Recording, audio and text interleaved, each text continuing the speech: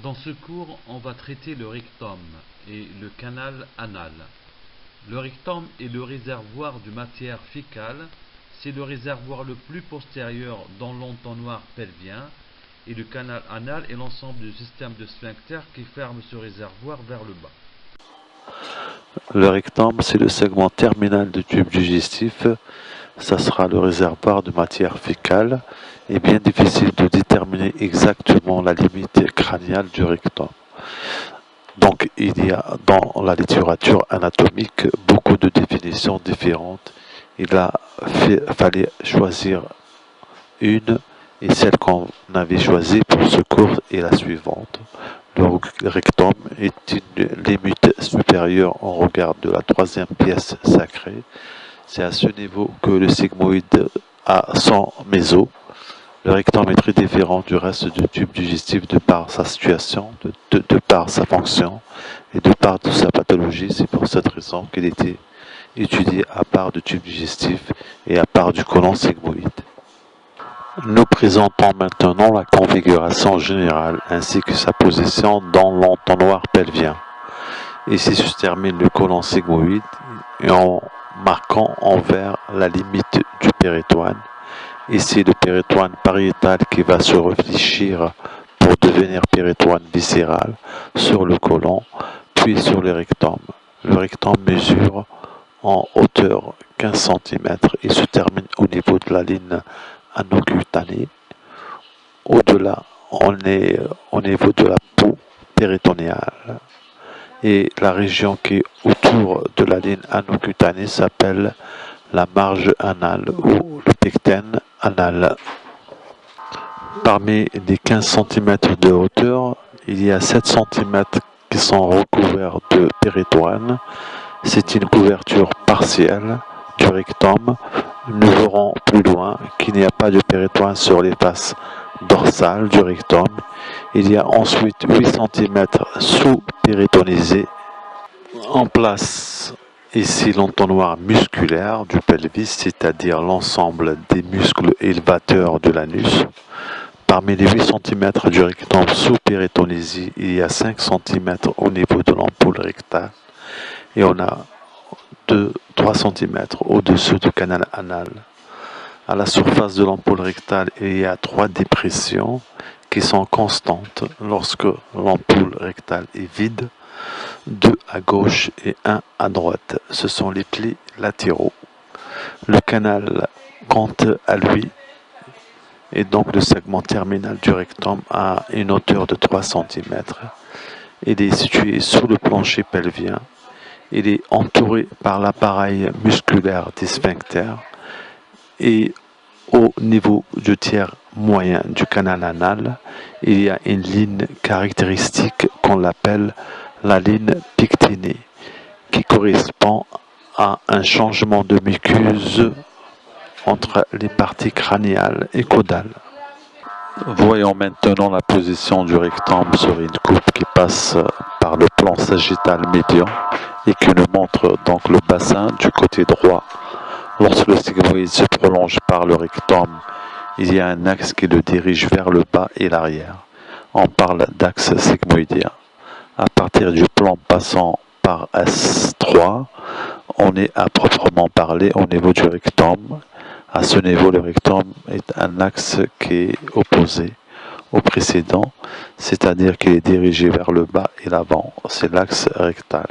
Puis au niveau du canal anal, il y a de nouveau un changement de direction avec un axe anal qui est dirigé vers le bas et l'arrière. Entre l'axe rectal et l'axe anal, il existe un angle qu'on appelle le cap anal.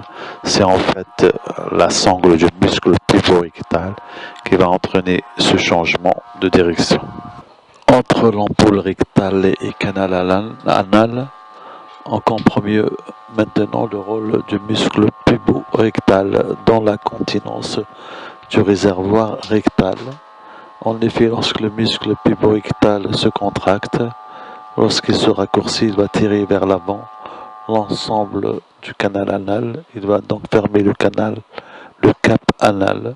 Cela va augmenter la fermeture du réservoir Lorsqu'il se relâche, au contraire, il va faciliter la défécation en cas de contraction du muscle pubo-rectal. L'angle de cap anal est en moyenne est de 115 degrés. Lorsque le muscle se relâche, l'angle est de moyenne est de 137 degrés. Voici une coupe sagittale qui passe par le plan médian sur le pelvis de l'homme. Et sur cette coupe, nous allons vous présenter les rapports du rectum au niveau du péritoine et au niveau sous-péritonéal. Voici la fin du niveau sigmoïde qui se prolonge par le rectum et en vert, la ligne représente la ligne du péritoine qui du péritoine pariétal devient péritoine viscéral lorsqu'il est plaqué contre les viscères. Et vous voyez que la face dorsale du rectum n'est pas recouverte du péritoine. Seules les faces latérales et la face ventrale du rectum sont recouvertes de tissu péritonéal. Ventralement par rapport au rectum, il y a une profonde dépression dans la cavité péritonéale. Et on parle de cul-de-sac recto-vésical, car à ce niveau, le péritoine du rectum va se réfléchir pour se plaquer ensuite contre la vessie, qui est en bleu sur le schéma. Sous ce sac recto-vésical qui correspond au fait du point le plus déclive de la cavité péritonéale, en position verticale, il y a une structure tendineuse qui va tirer vers le bas ce cul-de-sac et l'attacher au noyau fibrocentral du périnée. Cette structure, c'est le fascia de Denonvilliers qu'on avait déjà décrit dans le cloisonnement du pelvis. Ce noyau fibrocentral du périnée, c'est en fait un ensemble de fibres tendineuses qui vont s'adoucir les uns aux autres pour former une très grande concentration tendineuse en avant du canal anal, en arrière de l'appareil génital. Et cette zone est un peu la clé de voûte de cellulite du plancher du périnée. Parmi les rapports du rectum péritonisé, il faut citer ventralement des anses grêles, mais aussi le côlon sigmoïde, qui vient basculer en avant et reposer sur la vessie à travers le cul-de-sac recto-vésical. Le rectum sera en rapport avec la face postérieure de la vessie. Sous la vessie et un peu en arrière d'elle, on fait maintenant la glande prostatique et la zone génitale qui chez l'homme se résume sur ce schéma à une vésicule séminale qui est représentée, c'est autour de cette vésicule séminale qu'en noir on a tracé les deux feuillets du fascia de Denonvilliers. À travers de ce fascia de Denonvilliers, le rectum est en rapport en avant avec les vésicules séminales, mais aussi les conduits différents en rapport avec la face postérieure de la prostate. Et l'urtère qui traverse la prostate, cela vous permet de comprendre d'ores et déjà que le toucher rectal va pouvoir palper la face postérieure de la prostate et de l'explorer. C'est un élément essentiel de dépistage de la maladie prostatique. Voici le même schéma et de la même orientation, mais il s'agit d'un pelvis féminin. Et là encore, on va montrer les rapports du rectum au niveau du péritonéal et sous-péritonéal chez la femme. Le rectum n'a pas de couverture péritonéale en arrière, comme chez l'homme. C'est-à-dire que le péritoine ne tapisse que les faces latérales du rectum et la face antérieure du rectum. En avant du rectum, il y a un profond cul-de-sac qu'on appelle le cul-de-sac de Douglas, ou encore cul-de-sac rectovaginal. Le terme du cul-de-sac de Douglas est de plus en plus utilisé chez l'homme. Et bien que initialement il a été décrit pour le pelvis féminin, chez la femme, il ne s'agit donc pas d'un cul-de-sac entre le rectum et la vessie, puisqu'il a à ce niveau du pelvis l'appareil génital et en particulier le vagin et dessus de l'utérus. Ce cul-de-sac est bien un cul-de-sac entre le rectum et la face postérieure du vagin. En dessous de ce cul-de-sac, il y a là aussi une cloison tendineuse. Il ne s'agit pas de fascia de Denonvilliers chez l'homme, seulement on parle ici de fascia rectovaginal. Ce fascia lui aussi est tendu sous le cul-de-sac de Douglas jusqu'au noyau fibrocentral du périnée, au-dessus de la cavité vaginale, Et on voit ici l'utérus qui est basculé vers l'avant au-dessus de la vessie en bleu. La cloison qui sépare la face antérieure du vagin et la face postérieure de la vessie, c'est le fascia de Alban, ce qui correspond chez l'homme au feuillet antérieur du fascia de Denonville. On comprend donc maintenant que parmi les rapports antérieurs du rectum, à l'étage péritonisé, il y aura des rapports dans la cavité péritoniale avec des anses gréliques, avec le côlon sigmoïde. Lorsqu'il bascule en avant au-dessus de l'appareil génital, qu'ensuite le rectum péritonisé sera en rapport à travers le cul-de-sac de Douglas avec la face postérieure du vagin et le col de l'utérus en dessous du péritoine. Le rectum sous-péritonisé sera en rapport à travers le fascia recto-vaginal avec la cavité vaginale, et cette cavité étant virtuelle en rapport avec la face postérieure de la vessie. Ce sont des structures que l'on peut explorer au toucher rectal chez la femme. Voici une coupe horizontale de la partie basse du pelvis chez l'homme. Et cette coupe est destinée à montrer les rapports latéraux du rectum. On observe ici la partie inférieure de la coupe, le rectum, et au centre du schéma, en avant de lui, il y a l'étage génital et encore plus ventralement la vessie. La vessie est donc ouverte sur cette coupe avec 3 orifices, un orifice ventral pour l'urètre et 2 orifices postérieurs pour les urtères. Ici, on signale simplement la position de l'urtère droit qui est coupé court sur le schéma, sur les côtés du pelvis, de chaque côté à gauche et à droite. On fait apparaître l'artère iliaque interne et quelques-unes de ses branches. Ces branches n'apparaissent que sur la partie du schéma. Elles sont bien entendu symétriques pour le côté droit. On fait apparaître ensuite la chaîne sympathique sacrée, coupée ici au niveau d'une formation ganglionnée. De ce ganglion sympathique sacré partent de nombreux filets nerveux qui rejoignent le plexus hypogastrique inférieur. Puis, dorsalement, voici une racine sacrée. Cette racine quitte la région pelvienne pour rejoindre la racine du membre inférieur. Elle passe en avant du muscle piriforme, l'autre constituant musculaire des parois latérales, c'est ventralement le muscle obturateur interne qui recouvre le foramen obturé. Ces 2 muscles sont recouverts de fascia pelvienne pariétale. C'est donc une structure continue, presque circulaire, qui tapisse les parois latérales de l'entonnoir pelvien. Contre les viscères, il y a 2 structures parallèles, une à gauche et une à droite. Plaqué contre les parois, c'est le fascia pelvien viscéral. Il y a entre vessie et rectum donc l'étage génital qui est compris entre un dédoublement de fascia de Denonville. Cet étage génital chez l'homme se résume aux canaux déférents. Ici, c'est le canal droit qui est marqué et à ses côtés une vésicule séminale, structure paire et symétrique. Il y a en arrière du rectum un fascia rétrorectal qui ferme la loge rectale. Cette loge est limitée en avant par le fascia de Denonville, sur les côtés par le fascia pelvien viscéral et en arrière donc par le fascia rétrorectal. Il ne faut pas confondre ce fascia avec le fascia présacré. Le fascia présacré n'est d'autre qu'une humanation du fascia pelvien pariétal, plaqué dans la concavité du sacrum.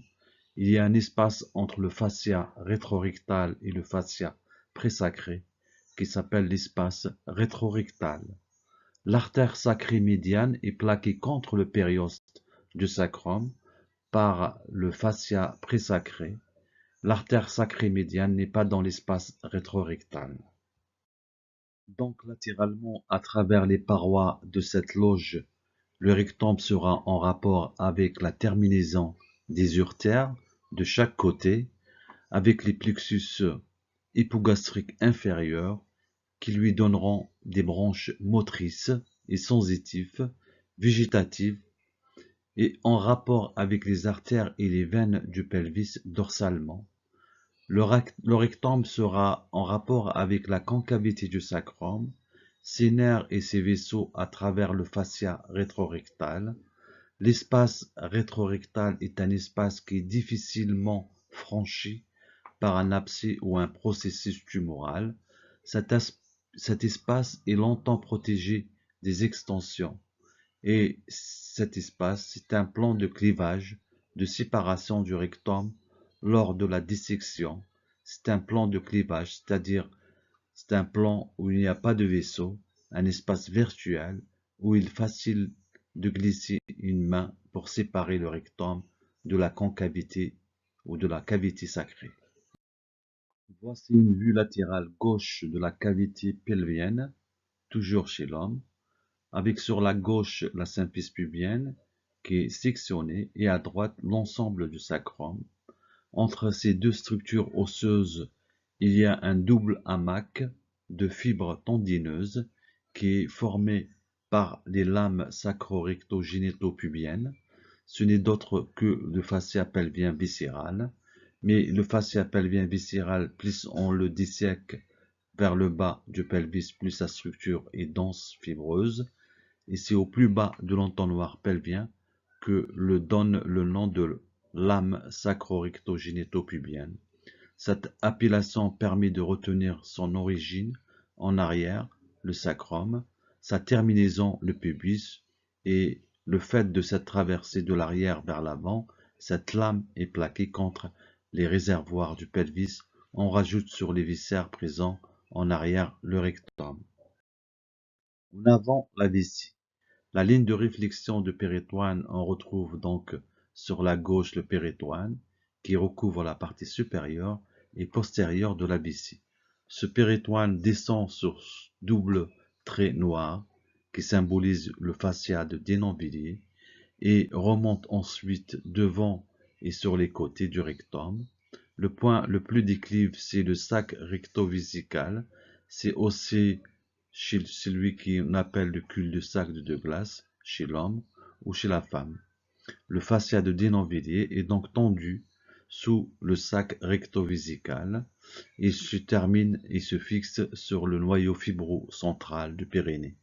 Ce double fascia de Denonvilliers passe en avant et en arrière du canal déférent. Ici, le canal déférent gauche est marqué. Les urtères arrivent un peu latéralement et partent au-dessus pour rejoindre la face postérieure de la vessie. Sous la vessie, on retrouve la glande prostatique et en dessous l'urètre. Et maintenant l'étude du canal anal. Le canal anal est la portion terminale du rectum. Ce sont 3 derniers centimètres du rectum.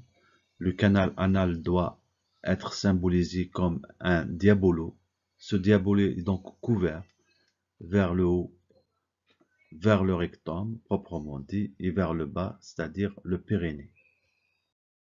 La partie étroite, étranglée du diabolo est celle où viennent appuyer l'anneau des sphincters. Les sphincters volontaires ou involontaires du canal anal, c'est à ce niveau, à l'intérieur du canal anal, qu'on trouvera la structure de la ligne pectinée. La ligne pectinée est une ligne découpée, déchiquetée, qui correspond à la jonction entre les deux tissus différents, un tissu qui sera glandulaire et au-dessus est malpighienne. En dessous, la ligne pectinée est quelque sorte la cicatrice de l'ancienne membrane cloacale du fœtus. Au-dessus de cette ligne, la muqueuse sera rose, insensible, glandulaire. Elle dérive de l'endomètre ou l'endoderme. En dessous, la muqueuse sera violet sombre. Elle sera sensible et recouvre d'un épithélium pavimenteux. Elle dérivera de l'ectoderme. La limite inférieure du canal anal, c'est la limite inférieure du rectum, c'est-à-dire la ligne anocutanée. Les sphincters doivent être imaginé comme un anneau musculaire extrêmement puissant. Autour de ce diabolo, il s'étale sur 2 cm de hauteur environ. Sur une vue frontale du canal anal, on retient que la partie droite de la coupe et en fait apparaître de droite de schéma les 2 niveaux de muqueuse au-dessus de la ligne brisée qui correspond à la ligne pectinée si la ligne brisée est en fait une succession des petites cryptes de petites cavités au sein de la muqueuse supérieure, donc la muqueuse glandulaire. Il y a 6 à 8 cryptes qui font le tour de cette conférence qu'on appelle les cryptes anales. Au fond de chaque crypte, il y a toutes de petites glandes, c'est les glandes procto-anales, qui n'a pas de fonction chez l'espèce humaine, mais qui est très souvent le point de départ d'infection de la région du canal anal. Il y a en fait entre chaque crypte un épaississement de la muqueuse violette, c'est-à-dire la muqueuse pavimenteuse, sous-jacente, qui est dans les cryptes, les unes à côté des autres, et ces surélévations s'appellent les colonnes anales sous la muqueuse. Que ce soit au-dessus ou en dessous de la ligne pectinée, il y a de très riches plexus veineux qu'on appelle hémorroïdales ou hémorroïdaires. Ces veines, lorsqu'elles sont au-dessus de la ligne pectinée, s'appellent les veines hémorroïdales internes. Lorsqu'elles sont au-dessous, s'appellent les veines hémorroïdales externes. Ces veines sont toujours gorgées de sang veineux et elles accentuent l'étanchéité de la muqueuse au niveau du canal anal. Sous ces veines, on retrouve une fine couche de muscularis mucosé à travers la sous-muqueuse et en périphérie de cette couche que l'on retrouve la couche musculaire du canal anal. Cette couche musculaire ne fait que prolonger la couche musculaire du rectum et la couche musculaire du rectum est très proche de la couche musculaire du reste du côlon. C'est-à-dire qu'il y a à proximité de la muqueuse une couche musculeuse, circulaire, puis une couche longitudinale. La particularité du canal anal, c'est que cette couche musculeuse, circulaire, va en dedans se différencier pour former un sphincter. C'est la zone grise claire sur le schéma. Ce sphincter est un sphincter involontaire, c'est celui qu'on appelle le sphincter interne du canal anal. La couche musculeuse longitudinale et plus périphérique qui prolonge la couche du rectum va traverser la hauteur du canal anal et se terminer par plusieurs digitations tendineuses à la partie inférieure du canal anal. Cette couche donc forme de sortes de rayons de roue qui s'étalent et qui accrochent la couche musculeuse longitudinale à la couche muscularis mucosée. Et à la muqueuse sous la ligne pectinée, cette formation radiaire s'appelle le ligament de Park. Et puis on retrouve encore plus en périphérie l'enveloppe du canal anal, qui est celle du rectum, c'est-à-dire le fascia pelvien viscéral, puisqu'il y a à ce niveau pas de péritoine. Ce fascia pelvien viscéral, à ce niveau du coupe, est extrêmement épais. C'est à ce niveau qu'on peut parler de lame sacro-recto-généto-pubienne. Et c'est dans ce fascia qu'on retrouve des vaisseaux, artères et veines, mais aussi les nerfs hypogastriques inférieurs.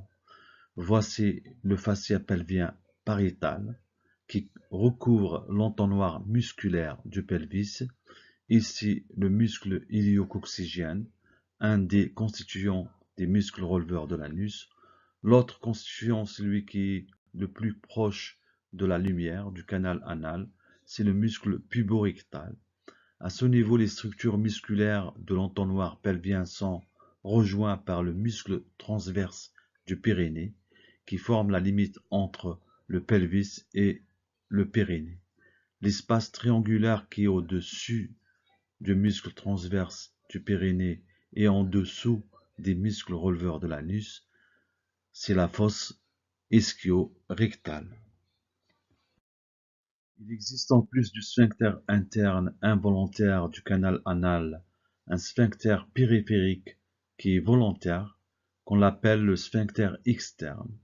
Nous verrons plus loin que le sphincter externe est en fait un ensemble de 3 structures indépendantes, et sous le sphincter externe, il y a ici une ligne ano-cutanée qui est la limite terminale du rectum et donc du canal anal. Au-delà, il s'agit de la peau du périnée, une peau avec des zones pileuses. Ce schéma vous permet de comprendre les constituants de la paroi du canal anal et vous permettre de comprendre en cas d'infection des glandes procto-anales. Il peut y avoir des abcès qui se forment dans l'épaisseur de la muqueuse du canal anal. Ces abcès peuvent percer dans la lumière du canal anal et au niveau de la peau vers la ligne ano-cutanée. Et ces abcès peuvent parfois traverser les couches musculaires des sphincters internes et les couches de la musculeuse longitudinale pour s'ouvrir dans la fosse ischio-rectale. Un abcès du canal anal qui contamine la fosse ischio-rectale constitue une infection très grave, car, nous l'avons dit, cette fosse ischio-rectale est très mal protégée contre l'infection et qui contient que de tissus graisseux.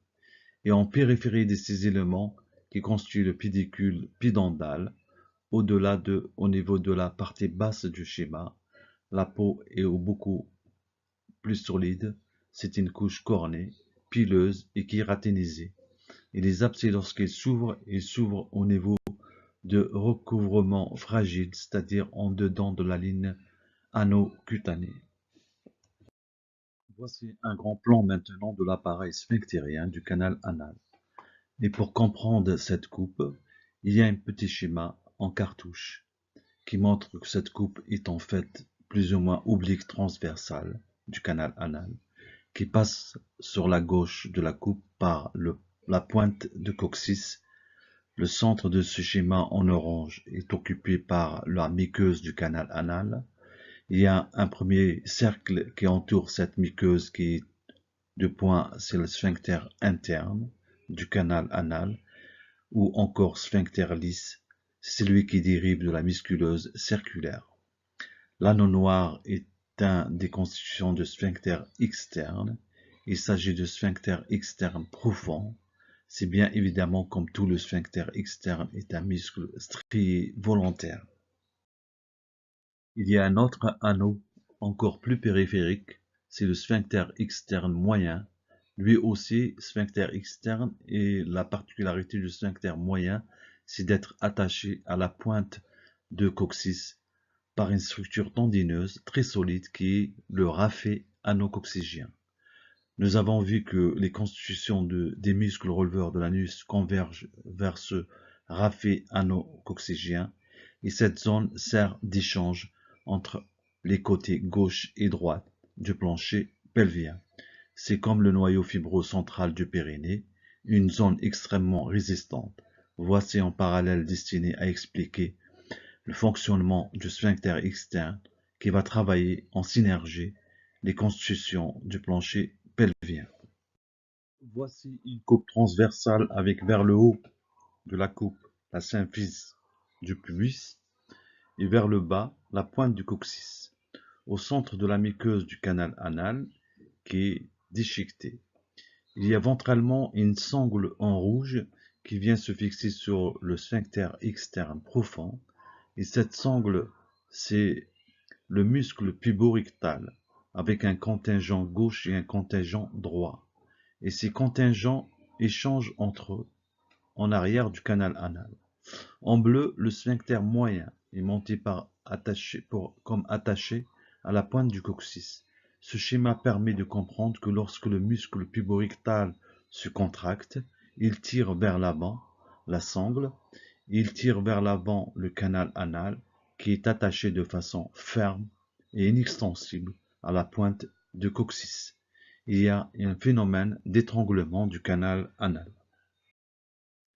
Entre le fer à cheval bleu et le fer à cheval rouge, le muscle puborectal vient donc renforcer le travail du sphincter volontaire pour fermer vers le bas l'ampoule rectale. Voici une vue latérale gauche du canal anal avec les structures osseuses à gauche et de la pointe du sacrum et du coccyx vers la droite et le pubis qui est à gauche. On va pouvoir ainsi présenter les trois constituants de sphincter externe. Le sphincter externe profond, qui est aussi le plus proche de la lumière du canal anal, et attaché au muscle puborectal. Le sphincter externe moyen est lui solidaire de la pointe du coccyx par le raphe coccygien. Ce schéma lui seul permet de rajouter le troisième constituant du sphincter externe. C'est le sphincter externe superficiel. C'est en fait un anneau beaucoup plus grêle, qui est aussi plus superficiel, proche de la peau, et qui s'apparente à un muscle possier.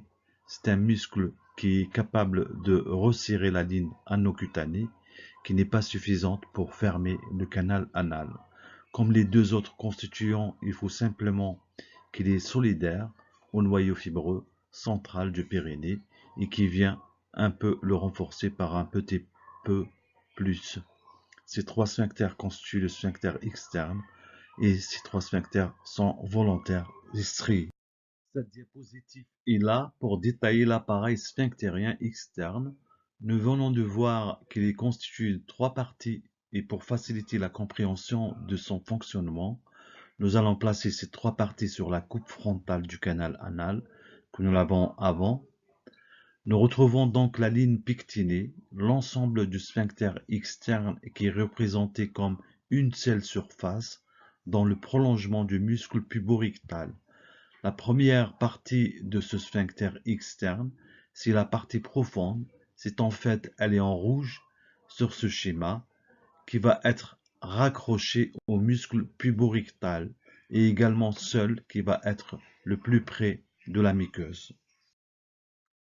La partie moyenne en bleu, toujours pour conserver le code de couleur de la diapositive précédente, est une partie qui n'est pas en contact avec la muqueuse du canal anal, mais qui est un petit peu caudale que le segment précédent. Enfin, la partie superficielle est celle qui est située le plus près de la zone cutanée et jamais en contact avec le muscle puborectal, ni même pas avec le sphincter lisse du canal anal.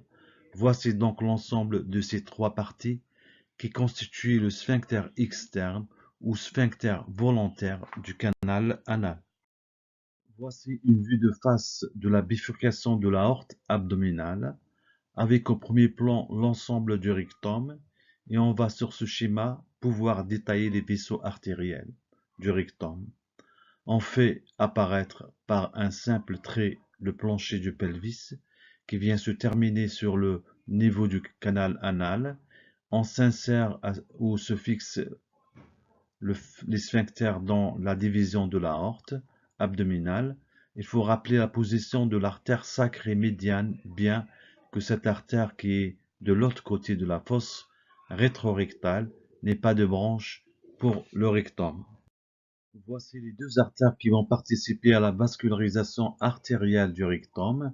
Et tout d'abord, l'artère mésentérique inférieure qui naît sur la gauche de l'aorte abdominale et l'artère iliaque interne. Seule l'artère iliaque interne droit est représentée, mais il y a bel et bien une circulation paire et symétrique au niveau de l'entonnoir pelvien.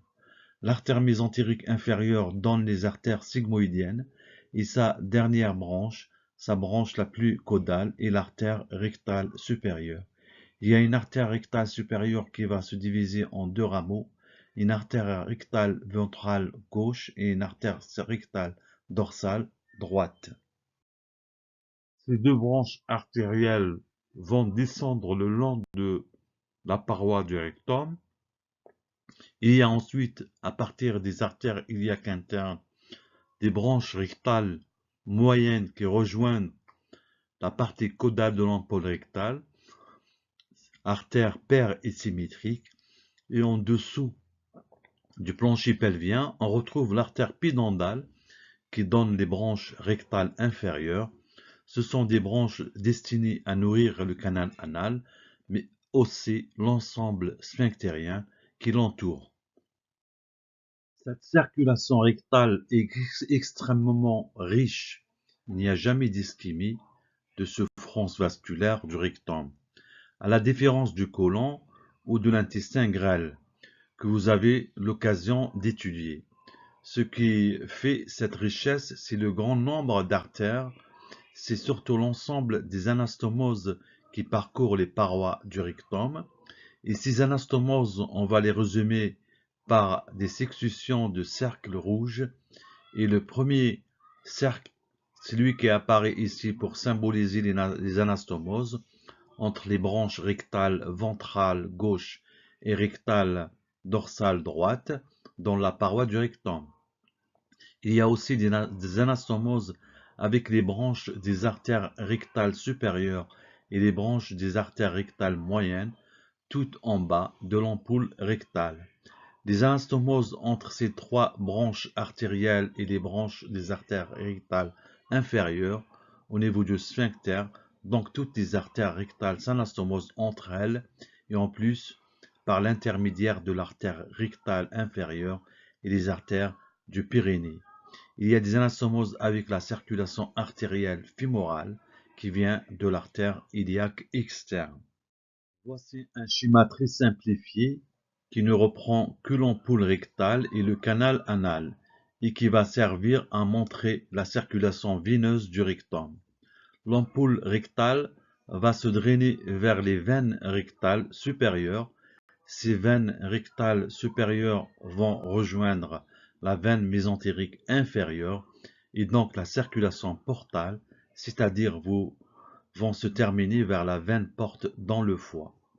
La partie basse de l'ampoule rectale va rejoindre les veines rectales moyennes qui elles-mêmes se drainent vers les veines iliaques internes et donc vers la veine cave inférieure.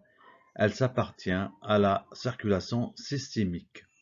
Ils ont naissance de même de toute la circulation veineuse du canal anal.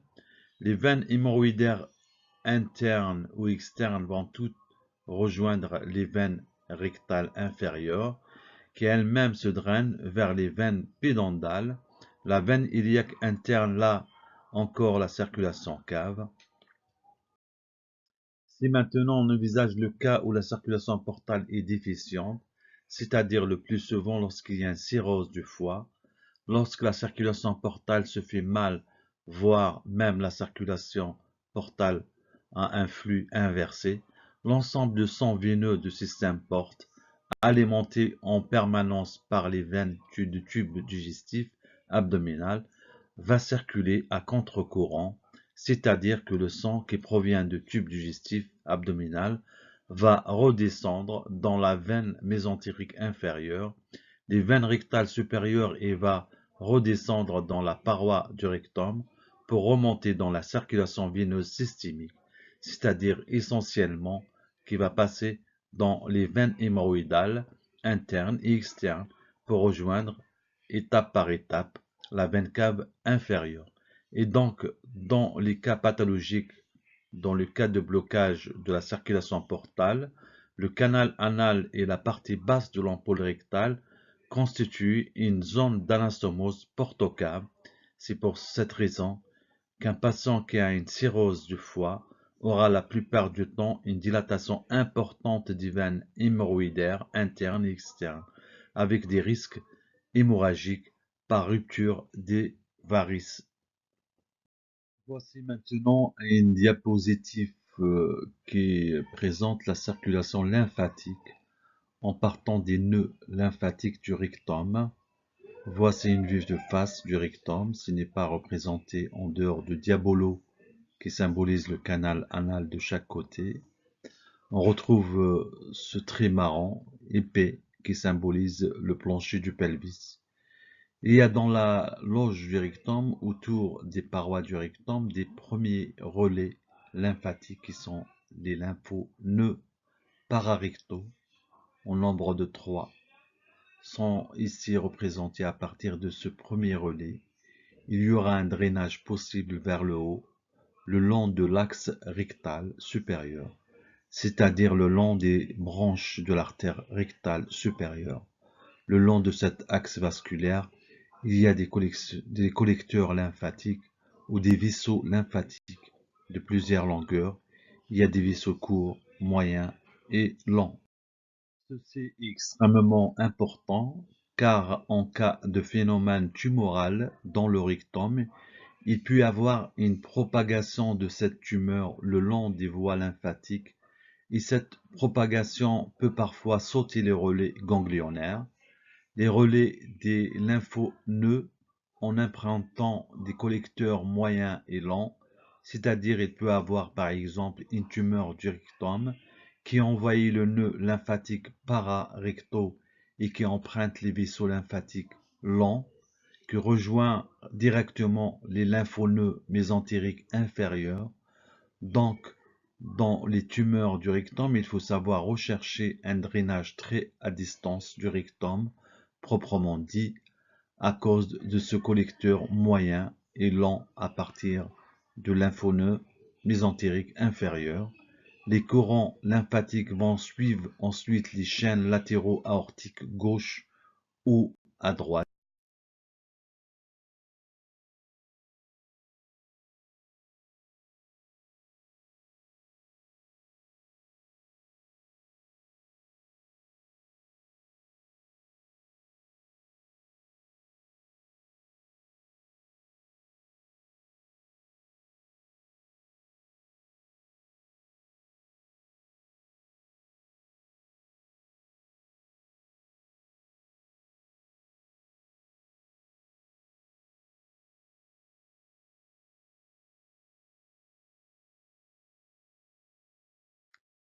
N'aura pas du tout le même drainage et la même extension qu'un cancer du rectum, proprement dit.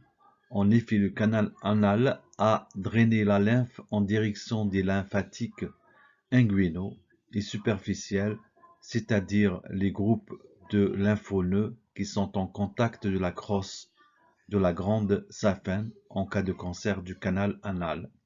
Il faudra donc rechercher l'extension de la tumeur non pas dans le pelvis, mais au pied de l'aine, dans la région de la veine saphine bien évidemment.